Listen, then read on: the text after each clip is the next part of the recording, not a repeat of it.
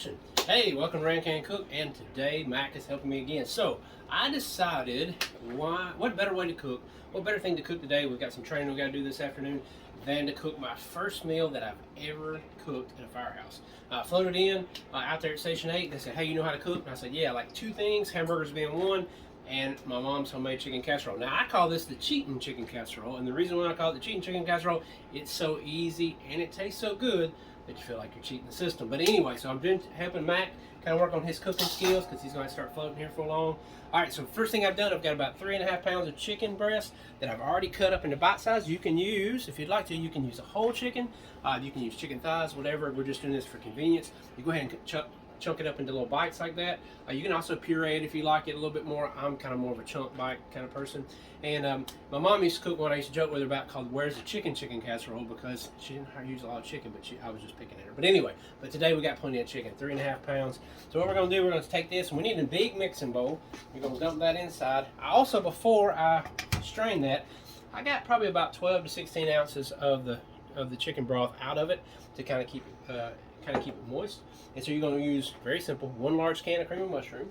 So we're going to dump that in like so, and kind of go from there. We got that one, and then I am going to need a big spoon, which I thought I had.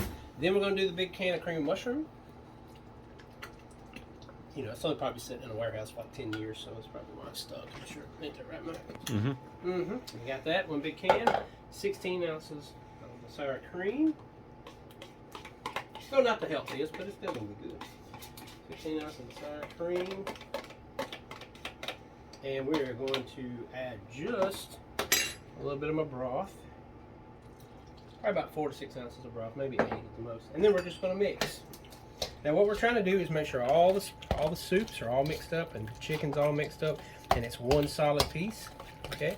If you will, today I'm using my favorite and the secret weapon, I like to call it, the honey wheat Ritz crackers. And go ahead and pre-crush those. It's going to take, with a Pyrex about this size, it's going to take about 2 of these guys. And you go ahead and crush them down without busting the bags. And we're going to put those on top. So really simple, you put them about 400 degrees in the oven. And you're going to cook it for about 30 minutes, give or take, 25, 30 minutes. Still bubbling really good. Now, for some reason, if you fill this up at the very edge, I highly recommend, Matt, remember this, to put a pan under it in case it drips over, because then you're going to have to clean the oven, and that stinks, right? And so we're going to keep mixing this up, get it all together, get the yellows and the whites all together. Takes just a second to do it. I'm sure there's an easier way, but this is the only way I know how to do it. All right, we add a little bit more water, and it will thin it out a little bit more. You don't want it super thick, but we don't want it overly soupy. Now, what I like to do, and some people do it however you want to, I like to serve this over rice, and that's excellent over rice. It does really well, and it does good leftovers. This would be a good one if you're like a meal prepper and you want to cook this for the family. I can't tell you the macros and all that stuff on it, unfortunately, but it's probably not too terrible, but you can figure it out. All right, so here we go. I'm gonna dump this in. It's like pouring concrete almost, not quite that thick as concrete. We'll rake this in very easy, like I said. Trying to get Mac ready for the day where me and him are not together anymore. He got to work the other day with other shifts, so he has to work other shifts. I got to make sure he knows how to cook. We kind of flatten it out, almost like you're doing a cake. Kind of get it all nice and flat out, like so.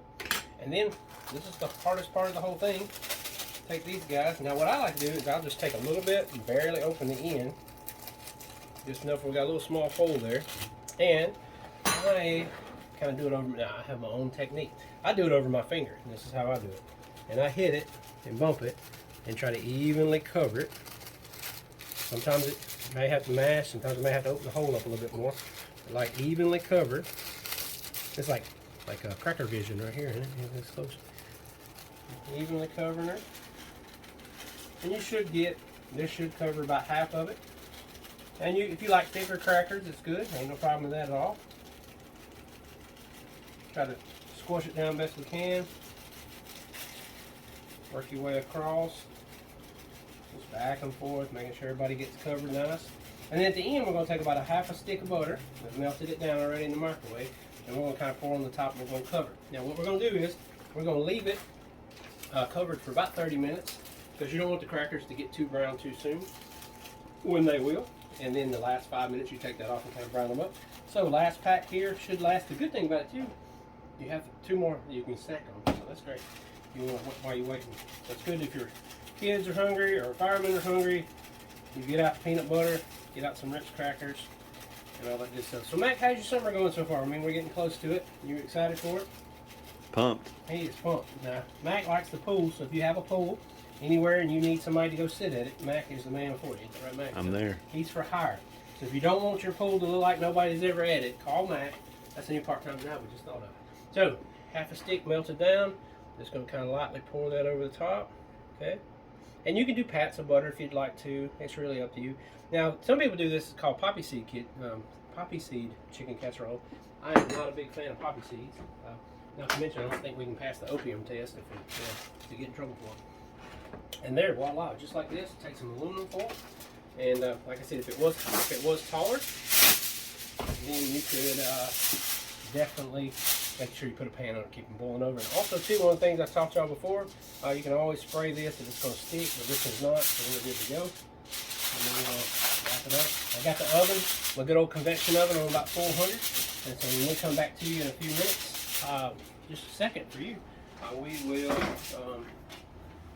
you will get to see what it looks like in the finishing product. So I'm going to set that in there. That on 400 degrees. I'm going to set my timer for 25, and I'm going to check on it at 25. And then we're good.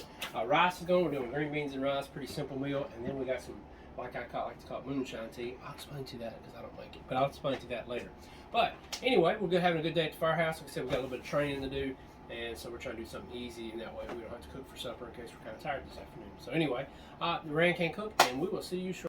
All right, Rancancook. This time we're serving it on the table. Here it is, our chicken casserole. It is ready to go. We got it nice and brown. Only took about 30-35 minutes on 425. Did a little bit of brown rice, some green beans, and of course you gotta have the Louisiana hot sauce to put a little bit of that. But anyway, hope you enjoy our show today. Rancancook, and remember, chicken casserole. I'll post the ingredients, and hopefully it'll be one of your best first meals too.